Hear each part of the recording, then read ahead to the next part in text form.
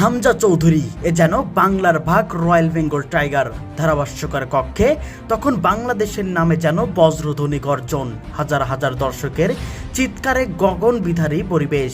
আর সেই উত্তাল মুহূর্তে বল পায়ে বজ্র গতিতে ছুটে চলেছেন আমাদেরই হামজা চৌধুরী, একটি চিতাবাঘের ক্ষিপ্রতা, এক রাজাবাঘের দাপট নিয়ে। ইংল্যান্ড ও ম্যানচেস্টার ইউনাইটেডের অভিজ্ঞ খেলোয়াড় হ্যারি ম্যাগুয়ার তখন টিভি স্ক্রিনে তাকিয়ে বিষময়ে মুখ হা করে দেখছেন। এত নিখুঁত, এত স্বাচ্ছন্দ্যময় ডিফেন্সিভ প্লে, যেমন আত্মবিশ্বাস তেমন দাপুটে রান, এ যেন পেশাদারিত্বকে ছাড়িয়ে গিয়েছে এক অন্যরকম সাহসে।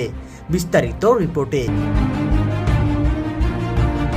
ইংলিশ চ্যাম্পিয়নশিপের সেমিফাইনালের দ্বিতীয় লেগে নিজেদের মাঠে ব্রিস্টল সিটির বিপক্ষে ৩-০ গোলের লিড নিয়ে মাঠে নামেন শেফিল্ড ইউনাইটেড। প্রথম থেকেই তারা মাঠে নামেন ডিফেন্সিভ কৌশলে, আর ঘরের মাঠের দর্শকরা যেন প্রতিটি মুহূর্তে তাদের হৃদয় ঢেলে দিচ্ছেন গ্যালারি থেকে। তবে বাঙালিদের জন্য বদলে যায় ম্যাচের ৩৮ মিনিটের ঘটনায়। একটি কর্নার কিক থেকে গোলের জন্য মরিয়া ব্রিস্টল সিটির ফুটবলাররা যখন বলকে জালের দিকে ঠেলে দিতে চায়, ঠিক তখনই বজ্র সময় ক্লিয়ারেন্সে নিজের পায়ে বল নিয়ে নেন হামজা চৌধুরী। কিন্তু এখানেই থেমে যাননি, বলটা যেন নিজের আত্মা দিয়ে ছিনিয়ে নিয়ে ছুটলেন চিতাবাঘের বেশে।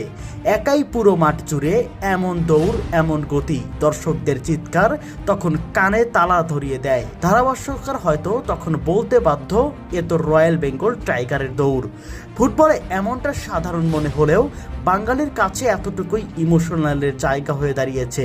এক হামজা চৌধুরী বদলে দিয়েছে ফুটবল নিয়ে বাংলাদেশের স্বপ্ন দেখা।